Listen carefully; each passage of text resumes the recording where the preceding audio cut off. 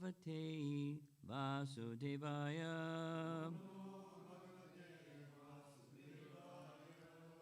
I'm not sure what the meter is, but I'll try. Asambhya prachadya patim prajanam Tvaya vritirnarnava utapta kamaha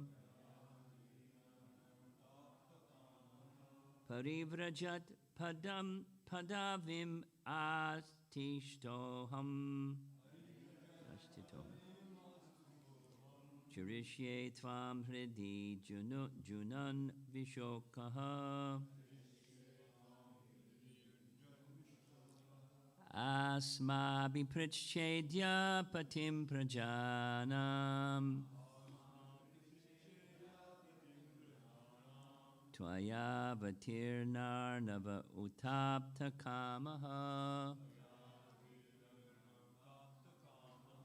Parivrajat padavim ashtatoham Chirishye tvam hridi junyan vishokam Kaha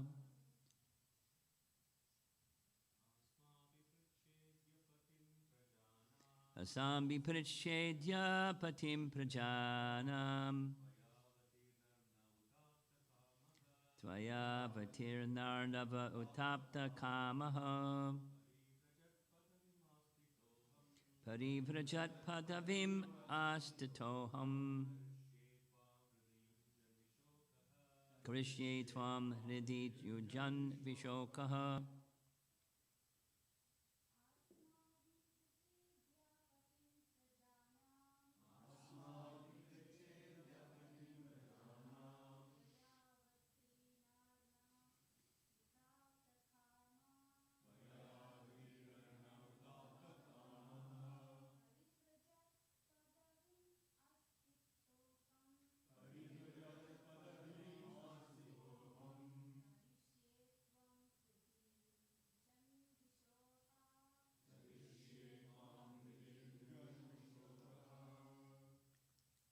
Asma abhiprichche. I am inquiring. Adya. Now. Patim. The Lord. Prajanam. Of all created beings. Tvaya. By you. Avatirna rina. Free from debts. Uta and apta fulfilled kamaha desires parivrajat of an itinerant mendicant padavim the path ashtataha accepting aham I Charishye, I shall wander. Tvam, you. Hridi, in my heart. Yun jan, keeping. Vishokaha, free from lamentation. Translation: Today, I have something to ask from you, who are the Lord of all living entities, since I have now been liberated by you from my debt to my Father, and since all my desires are fulfilled, I wish to accept the order of an itinerant mendicant renouncing this family life. I wish to wander about free from lamentation, thinking always of you in my heart. Purport. Actually, sannyas or renunciation of material household life necessitates complete absorption in Krishna consciousness and immersion in the self. One does not take sannyas, freedom from family responsibility, in the renounced order of life to make another family or to create an embarrassing transitional fraud in the name of sannyas. The sannyasi's business is not to become the proprietor of so many things and amass money from innocent public. A sannyasi is proud, that is, always thinking of Krishna within himself. Of course, there are two kinds of devotees of the Lord. One is called Gosthyanandi, which means those who are preachers and have many followers for preaching the glories of the Lord, and who live among those many followers, many followers, just to organize missionary activities. Other devotees are Atmanandi, or self-satisfied, and do not take the risk of preaching work. They remain, therefore, alone with God. In this classification was Kardama Muni. He wanted to be freed from all anxieties and remain alone within his heart with the Supreme Personality of Godhead. Parivraja means an itinerant mendicant. A mendicant sannyasi should not live anywhere for more than 3 days.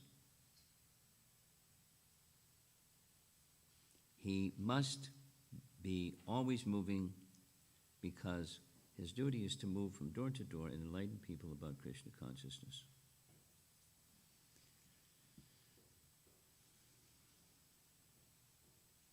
So the renunciation of Kardama Muni is the title of the chapter, chapter 24.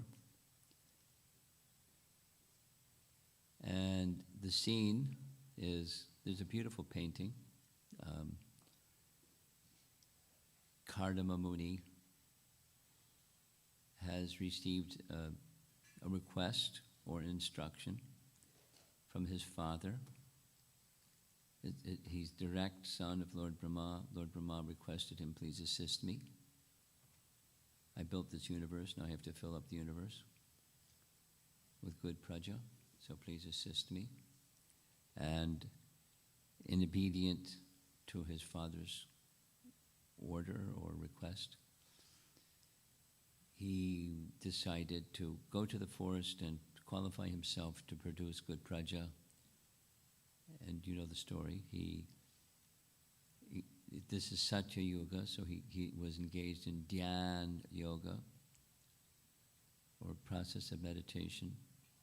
At the same time, he was a great devotee. Not just a devotee, he was a great devotee. And he was meditating on the Supreme Personality of Godhead becoming his son.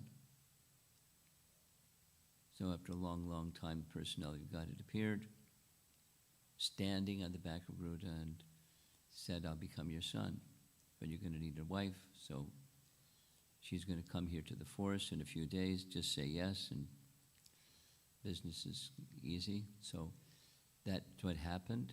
He married Devahuti. They lived together for long time. And then eventually Kardama understood, as was his desire, so also was her desire, but now qualified to have good praja. They began to have good praja, some things in between, and 9 daughters and 1 son. So the daughters were given to other sons of Brahma to help in the Prajapati program. And the son became Kapila Dev. So Kapila Dev, as he became mature, as was requested before agreeing to be married, Kardama Muni requested the girl's father, Swayambhuva Manu, when there's a son of age to look after your daughter, then I'd like to return to the forest and do my meditation again. So it was agreed. And the son was of age, so now he's coming before his son who's of age and requesting permission. The father's requesting permission from the son because he knows the son is the personality of Godhead. Now, it's a perplexing situation. He knows that his son is the personality of Godhead. He's right before him, and he knows it. And he's asking to take leave of his son, the personality of Godhead, to go to the forest and meditate on the personality of Godhead, who he desired to have as his son.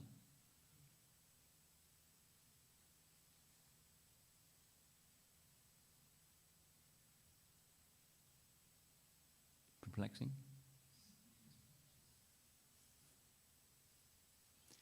Now there's a hint,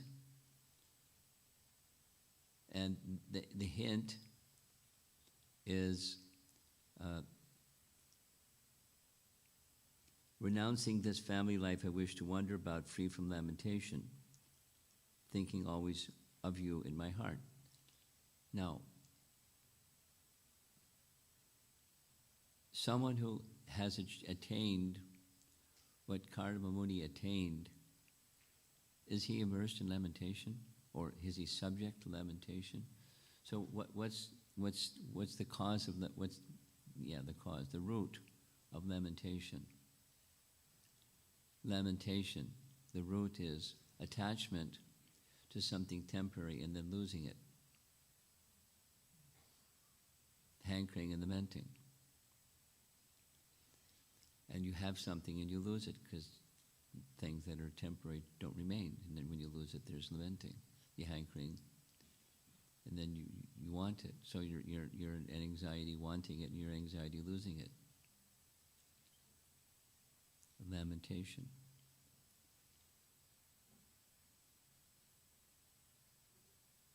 It's kind of, besides perplexing, we can take it two things. This is like how I can resolve, to some degree, resolve this perplexing situation. And that is,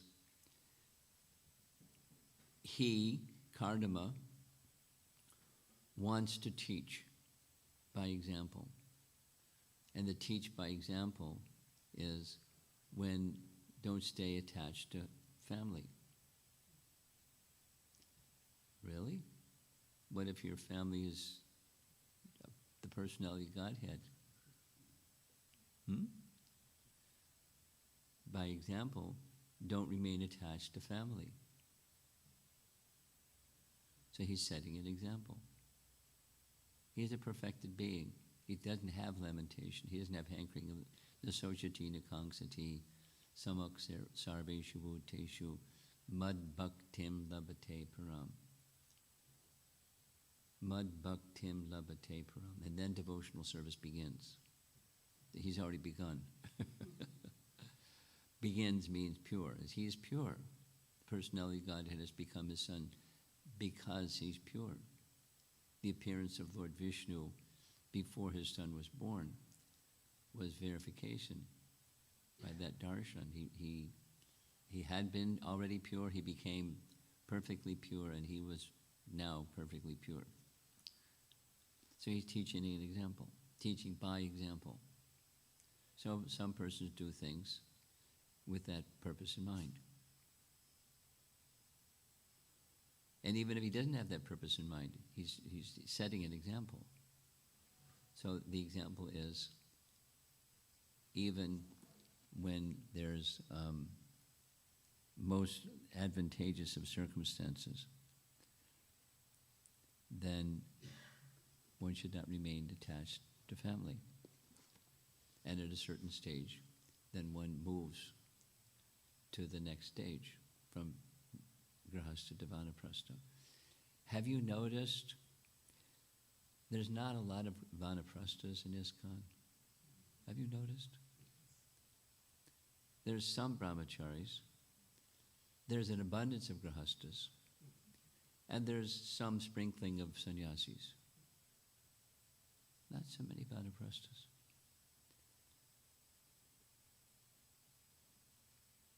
Why? Attachment. I mean, let's be clear, it's attachment. There's no, so, Grahastha life, no problem. But attachment to Grihastha life, it's a problem. Dutiful, etc., etc., etc., all other adjectives, Grihastha life, fine. It's suited to transition from attached to unattached, but don't just stay attached. It's to assist one to become unattached.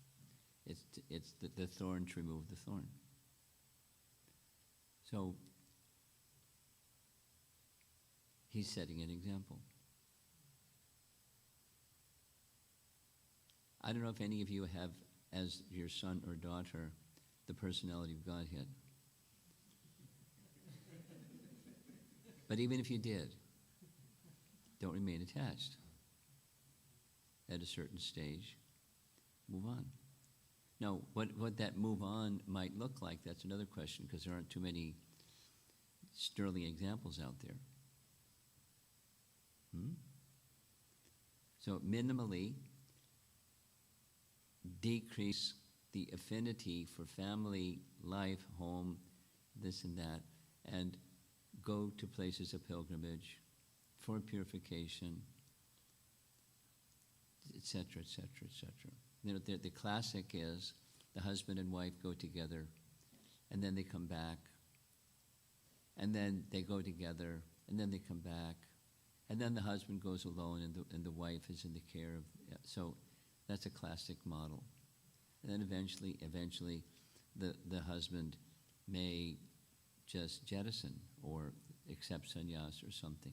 But then together engage in preaching without the the grandchildren and children of the grandchildren and all of that program. That's common in the world. That's the absence of vanaprastha, that's common.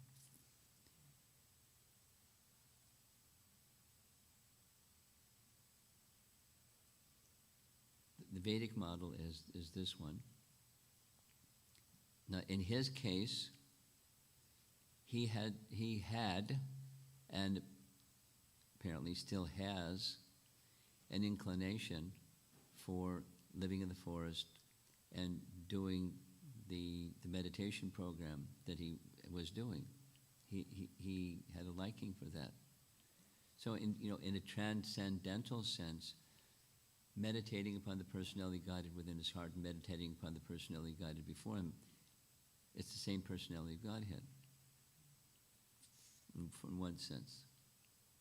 He had parental affection, thus the desire to have the personality of Godhead, Vishnu, as his son. So he agreed, I'll become your son. He became his son. So in addition to that rasa of Vatsalya rasa, he liked. And, we're going to hear, the Lord is going to approve. You say, what are you doing? I'm going to the forest to meditate on me, and I'm right in front of you.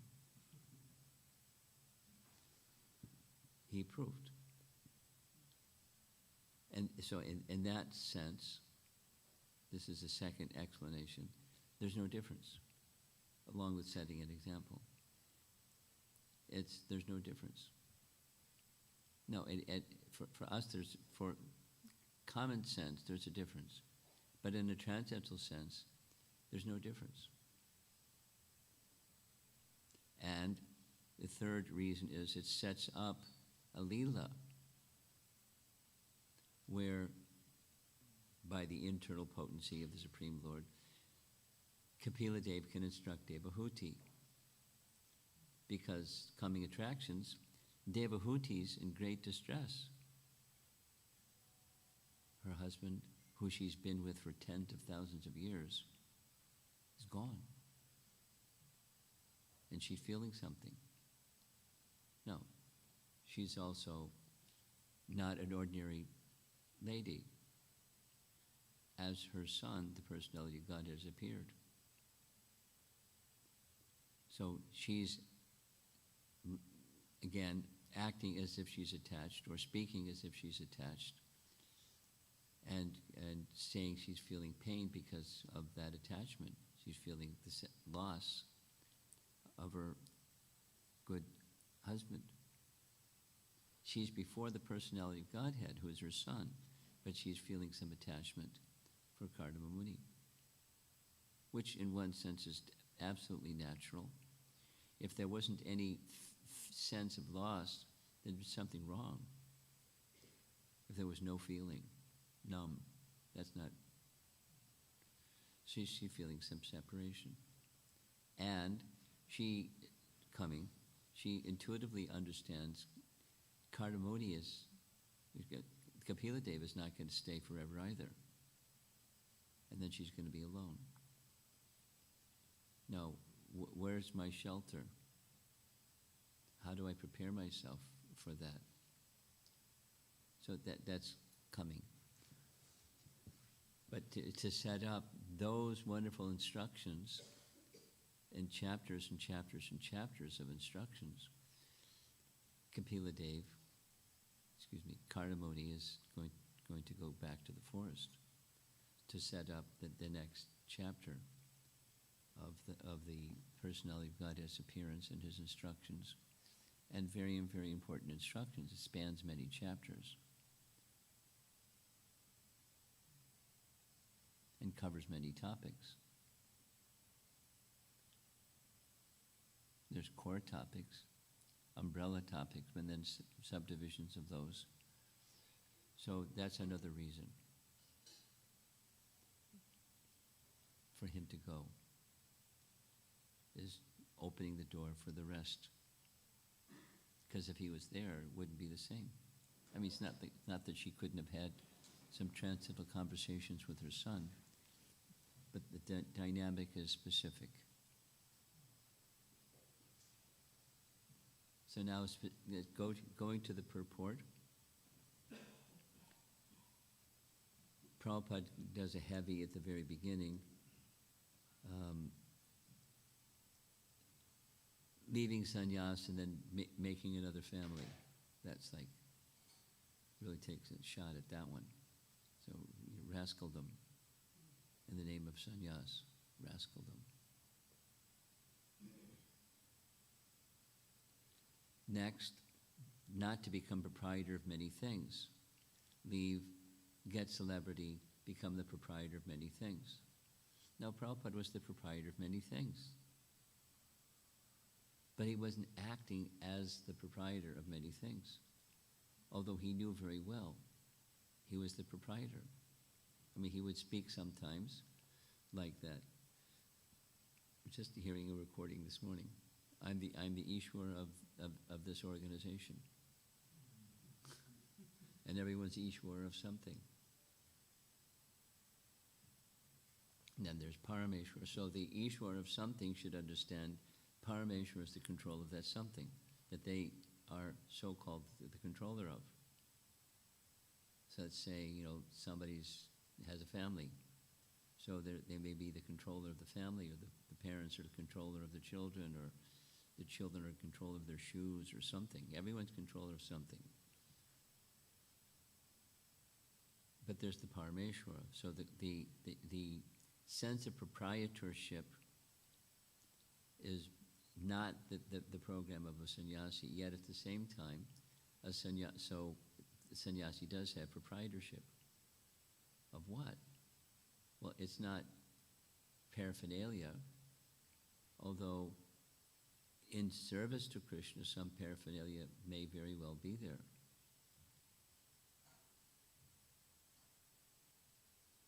Prabhupada had paraphernalia.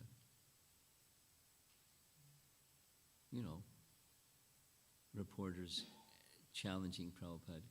They came and picked you up at the airport in a Rolls Royce. I thought it's supposed to be renounced.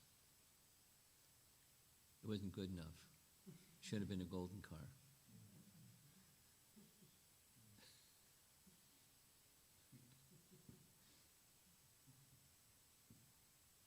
Because of enviousness, to put them back on their heels. So, but not attached to the golden car, or to the Rolls Royce, or to the ambassador, or walking. Not attached. That's sannyas.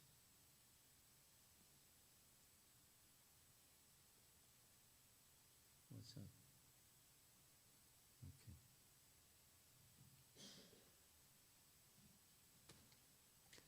Then the second half is the Gostyanandi and the Paribraja. Atmanandi and Gostyanandi. There we go. Gostyanandi.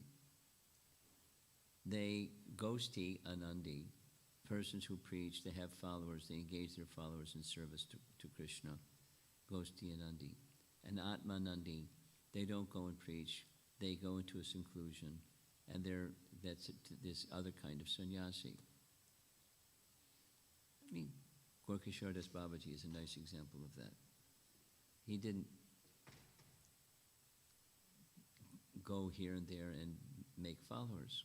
But, it's not that the person who's the preacher that's their intention. I mean, a proper sannyasi is not doing that for that purpose.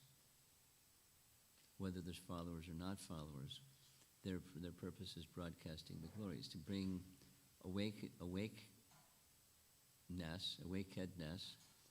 of our relationship with Krishna to everyone, because that's the life of a Gostyanandi. And people may become followers, may not become followers. Awakening of Krishna consciousness, dormant Krishna consciousness. Then that's here. Other devotees are Atmanandi, or self-satisfied, who do not take the risk of preaching work. They remain, therefore, alone with God.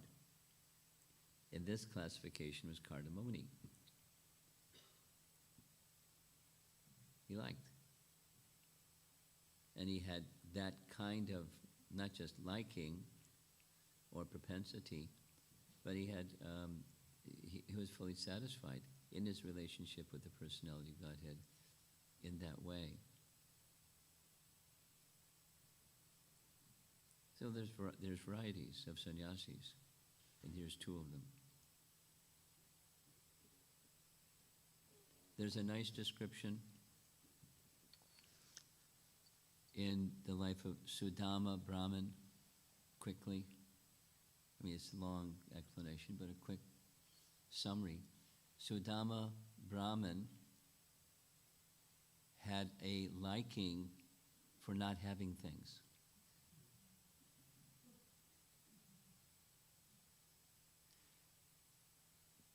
Explanation in Krishna book is there are two types of renunciates. One is if they have something, they're not disturbed by having that something. And two examples. Prahlad Maharaj was given enormous wealth. Ambarish Maharaj had enormous wealth, and they weren't attracted to it. So the Supreme Lord may give wealth to someone who's able to handle it and not become attracted to it. But that's one kind of detachment or renunciation. And another is one just doesn't like it. Jad Bharat is explained to be in that category, and Sudama was in that category. So when Sudama went to see Krishna in Dwaraka, Krishna considered, he doesn't like it. So I won't give him anything. Because he didn't like it. If I were to give him something, he wouldn't take it. Say no. So I won't give him anything. But because of his wife, he's come. So I'll give him something, and it won't embarrass him here, but when he gets back, he's in for a surprise. So it wasn't for him, because he didn't like it. And it's not that his wife liked it. It's described. His wife, they were a good match. She had detachment like his detachment. There was one problem. There's always a problem, right? And the problem was, it was painful for her, too much for her to bear, to see the impoverished condition of her husband. She couldn't bear that, to feel the affectionate wife. She knew that he had propensities like her, but she couldn't bear it anyways. And so he went. And Krishna did what Krishna did. It's very interesting. It said, one evening she took rest, And when she woke up, everything changed. It was like in her sleep. Then instead of a shanty, there was a palace. It's like, what's this? And then maid servants and made her look nice and dress nice. And when she came out of the palace, Sudama's, who are you? I'm your wife. Ooh. You look different. So, and then it is said, he continued his same program of sleeping on the bare floor and eating next to nothing, and because he didn't like. But he accepted for the reason that he went, because my wife has this concern. So, as there are different, that's just a thought on, there are different renunciates, there are different sannyasis, and variety is nice. There is variety, and even there's varieties in those two categories. So back to Kardama Muni, he is in the category of the kind of sannyas that just like to be alone and fix his mind in great happiness upon the personality of Godhead. And you know, he was happy being in the forest and not have to deal with.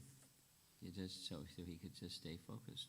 Somewhere not disturbed by dealing with and utilize those circumstances and facilities to help others and get closer to Krishna, etc., etc. Now that's as Prabhupada is writing, there's a risk. You do the other one, there's also a risk. Pick your risk. And the main protection is the satisfaction of the personality of Godhead is to be the objective. If it's out of aversion, there's too much risk, so there's aversion, because there's too much risk. There's vulnerability.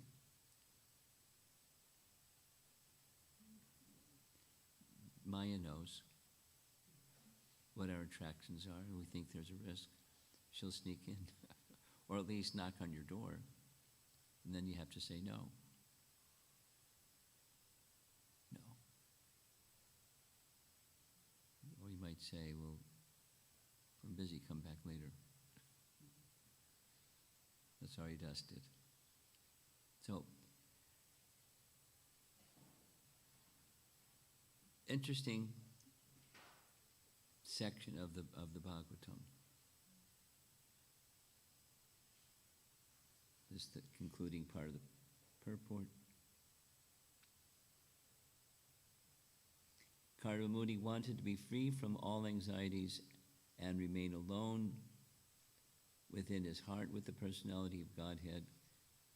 Parivraja means an itinerant mendicant. A mendicant sannyasi should not live anywhere for more than 3 days, like Narada Muni. He was cursed, said, thank you very much. Suits me. He must be always moving because his duty is to move from door to door and enlighten people about Krishna. So he just blended. He went back to the Goshthiyanandi mode, the preaching mode, which was not Kardama Muni's mode. It was the detachment mode, not to travel and preach and enlighten people in Krishna consciousness mode. It was in the forest.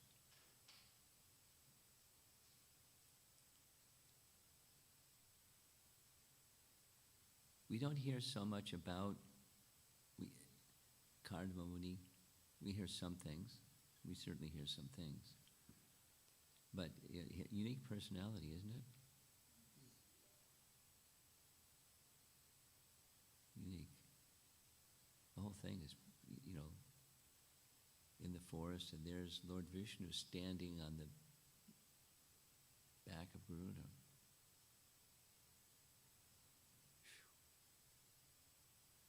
And the dawn of creation, before there's anything. There's a universe, but there's nothing much. Very interesting. Okay, so I'll stop here. Let's see if there's some discussion. Sunday morning, Srimad Bhagavatam class. Do we have a point? There's some people that want to say something.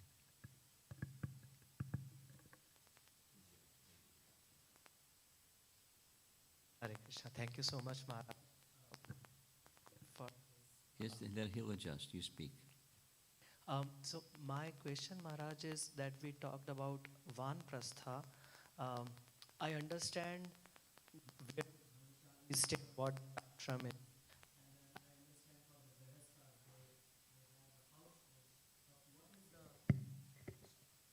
What is the place for Vanaprastha? Like, where should they reside, and what is it they not do? Well, there's, first of all, circling back to something mentioned earlier, there's not a whole lot of examples. In our modern time, there's not a whole lot of examples. Think of our disciplic succession. Not, Bhaktivinoda Thakur, but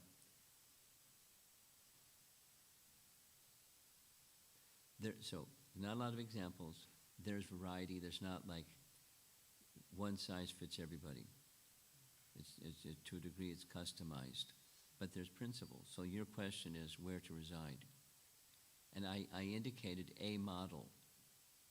A model is the husband and wife, purposefully by design, they leave home together, go to places of pilgrimage together. They do devotional activities in those places of pilgrimage together, and then after some time they come back home. They stay home, whatever that is, and then again they go. So they're detaching themselves from home and family, both, and paraphernalia and, the householder paradigm, and go further. And then after some time, the wife stays while the husband goes and comes back. Like in ISKCON, a nice example of this is Jaigor Sundar. Maybe you don't know him. Lived in Baltimore. His wife, fantastic, disciples of Satsrup Maharaj. So he did it as I'm describing. Then his wife was totally satisfied with her. She did deity worship at home like temple standard. So many offerings and artis every day, and she was happy. She wasn't miserable. She was very happy. Spiritually strong, from a spiritually strong marriage, and they had children. But she wasn't like, I want to be with my boys. She was just happy doing what she was doing. So my response is there's variety, and so one has to be sensitive. Husband and wife in the Vanaprastha stage have to be sensitive to each other and to their dependence and their resources and whatever. No, another current option is go together to Vrindavan or Mayapur or some holy place and live as detached from the family affairs, and gradually, go deeper into Shravanam, Kirtanam, Vishnu Smaranam, and then, gradually less and less and less with just the husband-wife bond moving in that direction. So there's different models.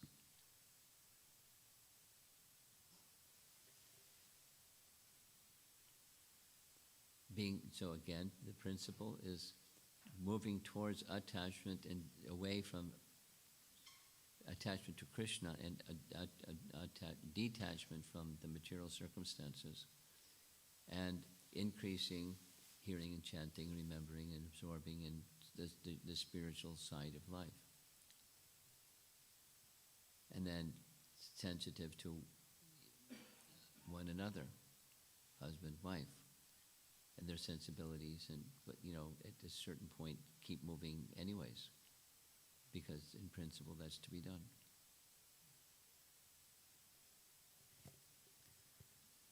Someone else? Hare Krishna Maharaj. Thank you very much for a wonderful class, Maharaj. So just on the same point, this extension of Vanaprastha. So I know you made an interesting observation and comment on we see brahmacharis, we see sannyasis, and we see abandoned grihasthas. But in the same sense, as you said, variety of Vanaprastha. So maybe because of the variance or various ways people are practicing Vanaprastha, maybe that number is not, visible in the sense because That's certainly Yeah. a reality.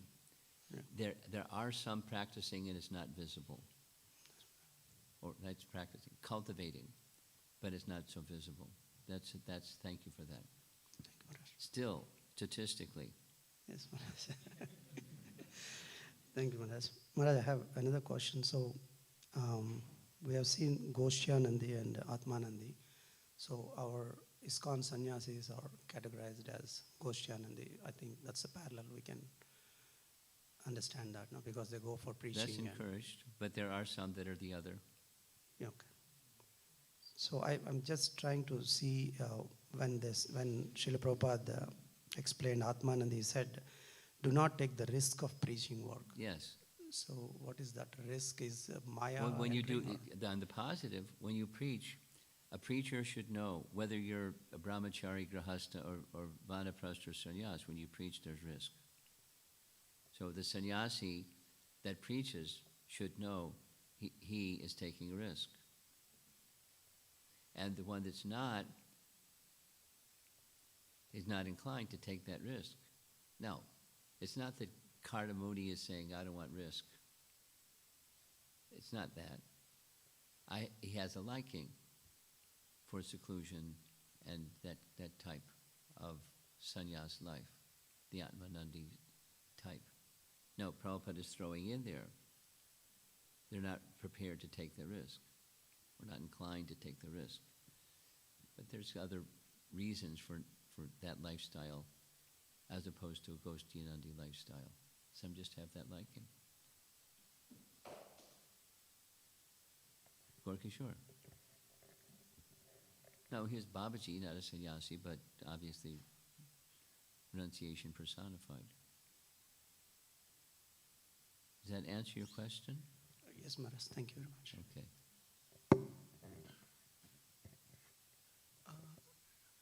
Please accept my humble obeisance, Maharaj. I have one question, Maharaj. Like for Atmanandi, you said that there is no risk, but we have an example of Bharat Maharaj where he was Atmanandi, but still he got... Wait. I want to edit your statement. It's not, there's no risk. The statement is not prepared to take the risk, or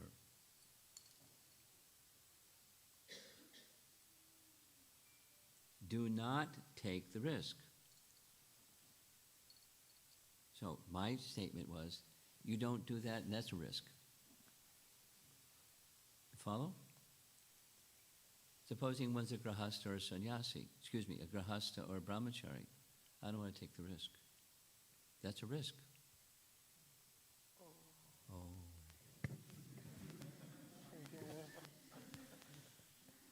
Now, continue with, I just edited your statement. Now go ahead with your question.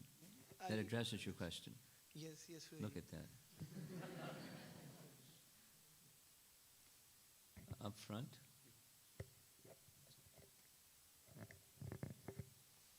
Hare Krishna Maharaj, please accept my humble obeisances. Hare Krishna. It's always wonderful to hear the insight you share, especially around the Kardama Muni taking to Sudama Brahman. It's very, very enlightening. I was just thinking about the point which you mentioned about attachment to the family life. The question which I have, or the clarity where I need is, what happens is somehow by inconceivable time or by Krishna's arrangement, some of the knots are disconnected. and then you realize I'm in a mess because of the You attachment. realize what? I'm in a mess because I was I'm attached. a mess. I'm in a difficult situation I'm in a difficult situation. because I was attached. But if you have to take care of the rest of the family members and not to get into again that well, what a person should do, or maybe if I have to put it in a situation like straightforward, um, wife has left, Yes. kids are to be taken care of. Yes. I don't want to be attached again, You don't want to be attached again. but at the same time, I want to fulfill the purpose of Oh, life. you have to. You'd be, shame on you if you didn't. You'll be spanked. Transcendentally spanked. So, but is it possible? The answer is yes. Is it possible to be responsible without being attached? Now, how do I be responsible without being attached? So, some amount of attachment is going to be there by the nature of interaction.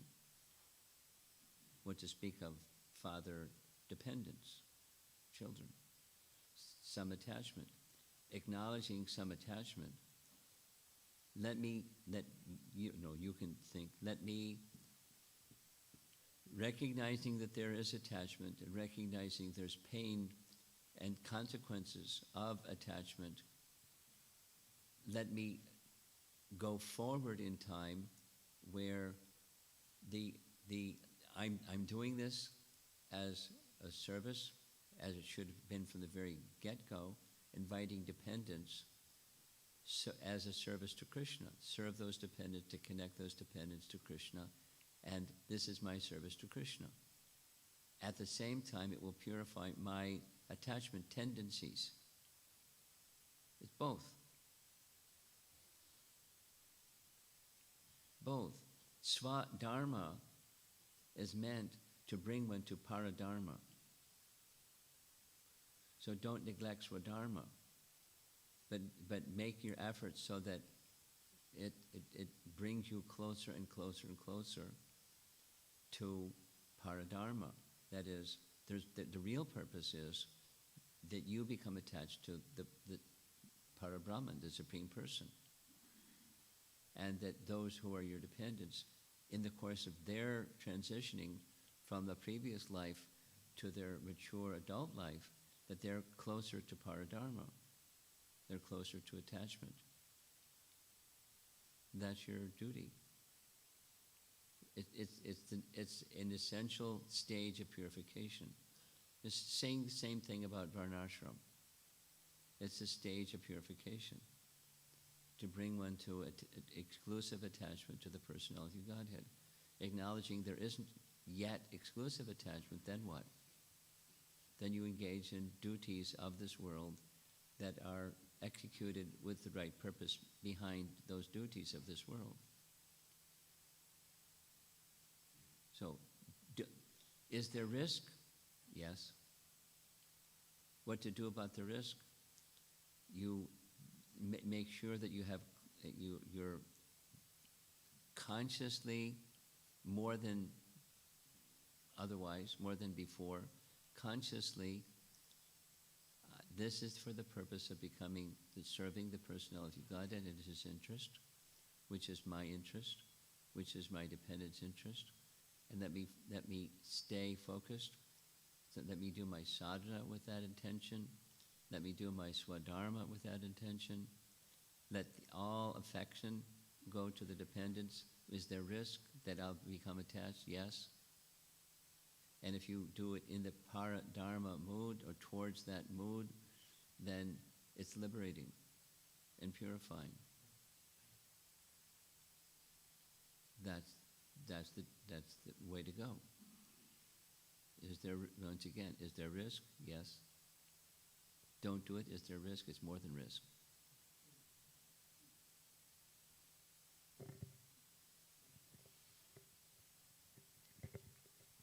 Thank you so much, Maharaj. It's very enlightening. A lot of wonderful, insightful thoughts, Maharaj. Maharaj, my question is about Atmanandis again. I'm still trying to understand, Maharaj.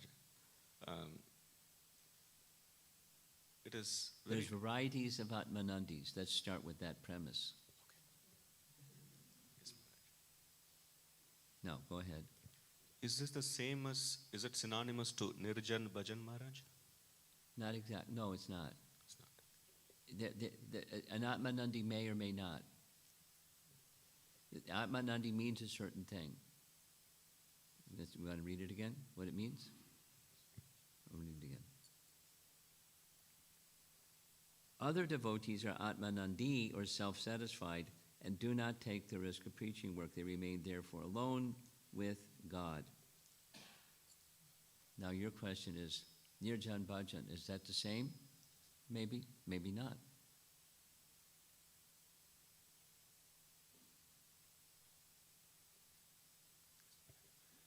Maharaj, there is some extension to that question. Is that okay? Can I ask Yeah, you? sure.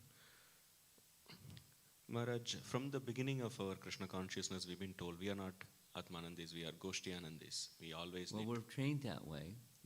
One's propensity may not be like that, but we're trained that way. Go ahead, I'm editing. Yes, Maharaj. But that's wonderful. Thank you, Maharaj.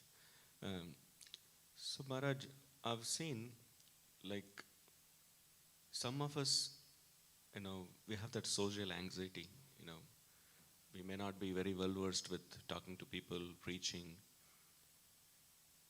So, how do we kind of connect these two, Maharaj? Because we've Which seen... two? Not like- being well trained and knowing that that's what you're expected to do? I'm sorry, Maharaj, I didn't get that. I'm not yet well trained, I'm not conversant in the scripture, but I know this is the model I'm supposed to fit. Yes, Maharaj. The model I'm supposed to fit is the Goshtianandi model, but I'm not trained, I'm not qualified, it's not even my nature to do all this, and I'm kind of shy, Yes. I have another liking. But this model is being encouraged. So now your question is, what should such a person do? Because what happens is, in Krishna conscious also, we see devotees who preach, they are respected, they are given the recognition. But Well, those- I know some people that should be preaching. Because they're not, anyway. I'm editing again. Yes, Maharaj. But, it's something like that does happen. But I just, let the picture be clear. There's some people that make a big mess in the name of preaching. Yes, Maharaj. Now, back to your question. The last aspect is, so I never had, until this class, Maharaj, I never had this aspect of, oh, yes, there is a, set of devotees who are Atmanandis, who are self-satisfied.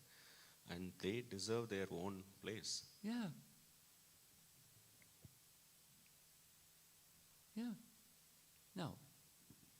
As followers of even amongst the followers of Chaitanya Mahaprabhu, look at what did Haridas Thakur do? But what did Sanatana Goswami say about Haridas Thakur? You're the best at prachar. We didn't have time.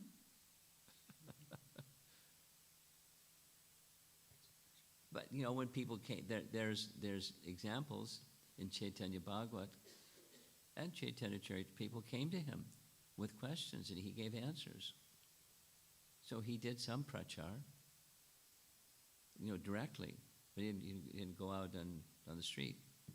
People came to him because he was of that nature. But what I'm saying here is, it's not just a bucket. There's some overlap. But, it's just this, my response to your question is, there may be a tendency in that direction.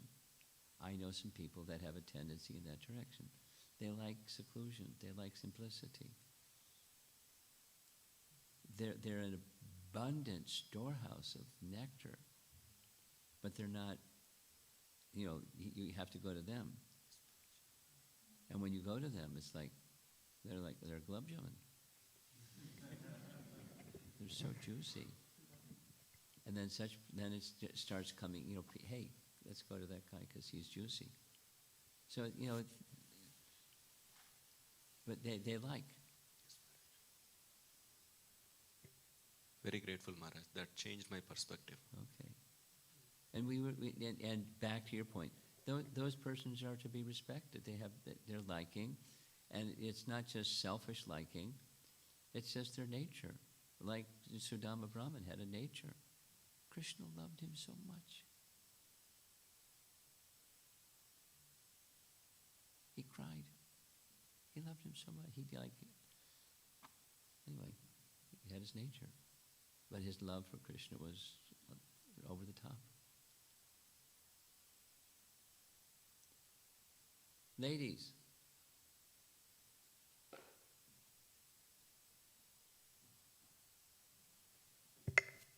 Hare Krishna Maharaj, where do we draw the line between being the proprietor of something for Krishna's service versus owning something for our own sense gratification? Where do you draw the line? Well, only for, you want to revise the question? Because we don't like, you and I, by nature, don't like only for. So maybe just edit your question, say, when there's a tendency to do something for sense gratification and a tendency to do something for someone else, where do you draw the line between the blend of those two tendencies? Because your question was only.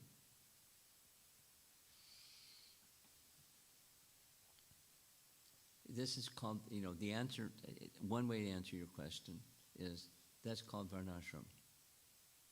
I have a nature. I recognize my nature. I enjoy fill in the blank. And that is an indication of my nature. Take something simple. Some persons like to cook. Some persons, I met somebody last night, they like to make decorations for the deity. They enjoy. So is that sense enjoyment, or is it 100% only for the pleasure of Krishna? It's a blend. They like. It's not that they should give up that liking because it's sense gratification, but they connect that tendency that they enjoy for the pleasure of Krishna. And then this is the qualifier now, with the purpose that it's not just, now I have a license, my propensity has a license, here I go. It's with that in mind, this is my propensity, and there's this, I'm enjoying aspect of what I'm doing. Let me leverage it more towards Krishna's enjoyment, which is like your question. Another way of answering your question. So, where do I draw the line? It's introspection. This is my nature. I do this because it's my nature, and I'm not so inclined to do that because it's not my nature. Then comes this question about preaching. Supposing I just like being alone. I'm a shy person. I feel uncomfortable being out and about and go on book distribution. Gosh.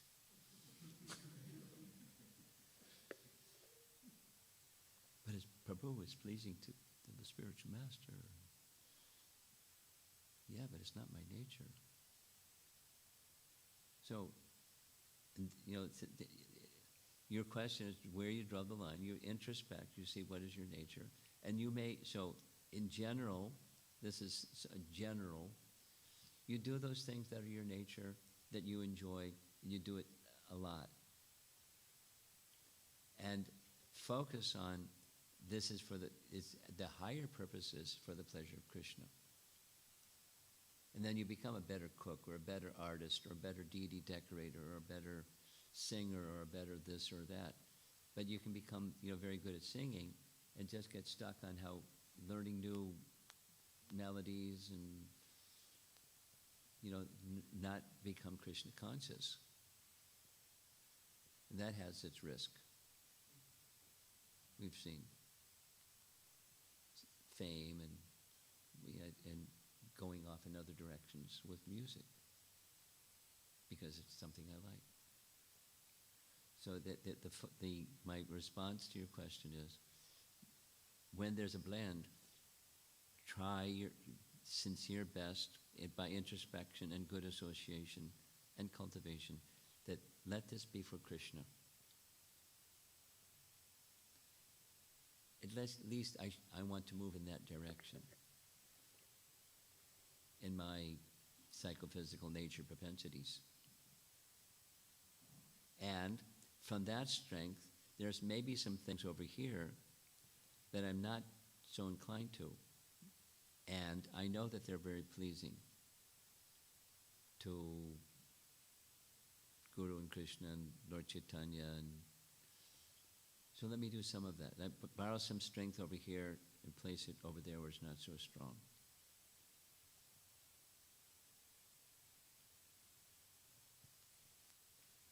Then in that case, the purpose is clear. It's for the pleasure of Krishna. It's not my enjoyment. I'm uncomfortable over there. I don't like going on book distribution because I'm uncomfortable. I approach people like it's weird, and I feel weird doing that thing that to me feels weird. If somebody that woke up in the morning thinking, "Gosh, I hope I meet a Hare Krishna guy out there," and you step into their bubble, and you're unwelcome. And why put people in that situation? Someone can be thinking like that. But let me do it anyways. Why? Because there's a higher purpose, and it's not about my happiness. So, from where there's strength, you take it over here where there's weakness. And you can be selective. Some things not, some things later. So the answer, the essence of my answer is be introspective and take a look, by vigilance, keep the satisfaction of Krishna in the foreground as much as you can. I see another hand up, and then I'm going to end. You have the last question, Mataji. Hare Krishna Maharaj, Dandavat Pranam. I have a follow-up on her question. Because while we are doing services, sometimes we are good at the services because slowly we become better and better. And suddenly this proudness comes in, I am really good at it. And while I'm doing the service, when I get that feeling, now we know Krishna doesn't like the pride in you and he runs away. So then what do you do while doing the service? Stop it there, leave it? Or then how do you come back to that humility and realize it's very difficult, Maharaj? There's not a cookie-cutter answer for this. Or my common way of responding to a question like this is, it depends. And so there's many options, and it depends on you and the circumstance and the degree of attachment and resources that you have available to you. Maybe put it on pause. Pause means go to a mode of goodness place. You're reflecting. You're not running away from, you're not running towards. You're going into the mode of goodness. You have to blow it up. You don't have to beat yourself up. You just reflect. And then you start weighing what your options are. And then if you go into that reflective mode of goodness place and start evaluating what your options are, you'll find there are many options. And then this is just common practice. When you're brainstorming, you get lots of options. You eliminate some are left, and you select from the menu. And so the main concern that you brought up is pride. Pride is insidious. So one of the options, just pause. Or, then some other options. Have somebody next to you that you know that they know that you have this tendency, and they can kick you in the shins or step on your toe or, tap you on the shoulder or somehow remind you when the signal is you're becoming proud again. keep good association that can keep you in the middle of the road instead of heading for the ditch. Thank you, Maharaj. And then you come up with some other options. And, so there's no cookie cutter answer to this. But the awareness of pride and the insidiousness of pride is foremost. And continue to be introspective as you go forward, knowing that there's such a tendency. So should I step back from that service? That's one option. That's an option. But it's not necessarily the best option. Because, there's obvious reasons why that may not be the best option. Because then you're still carrying pride from previous service. And now you're separated in time from the service, but the pride is still there. And the tendency. So that if that tendency is there, you do something else, you become good at that something else, you become proud again because there's a tendency. So it may be the right thing to do for, a certain sense, and again, it depends. Thank you. It's another nice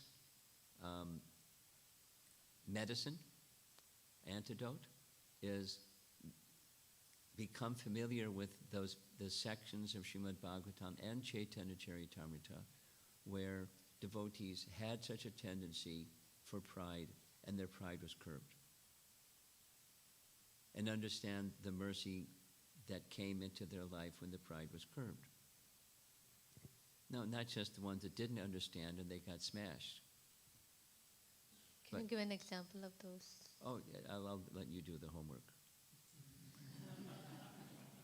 Since it's something that you let the light go on and the light will go out.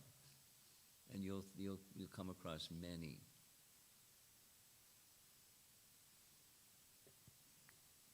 Thank you, I'll do it. Okay, I know you will. But, it's just stay with it. Don't let it go away because pride doesn't go away easily. It's insidious. Pride will destroy everything.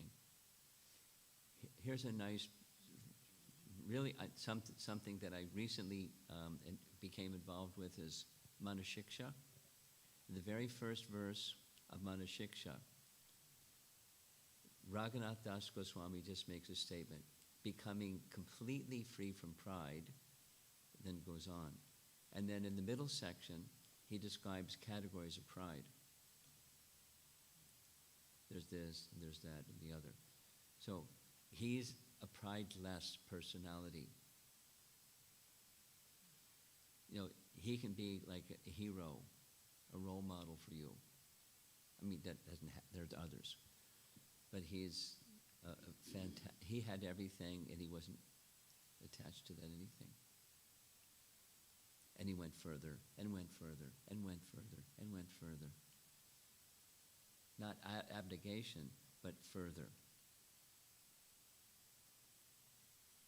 And he's the kind of person, he's like the sterling person to help anyone become free from pride.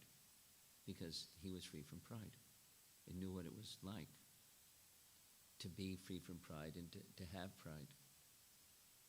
So that kind of association,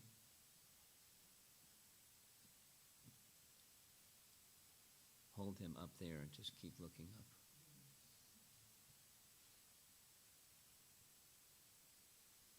Srila Prabhupada ki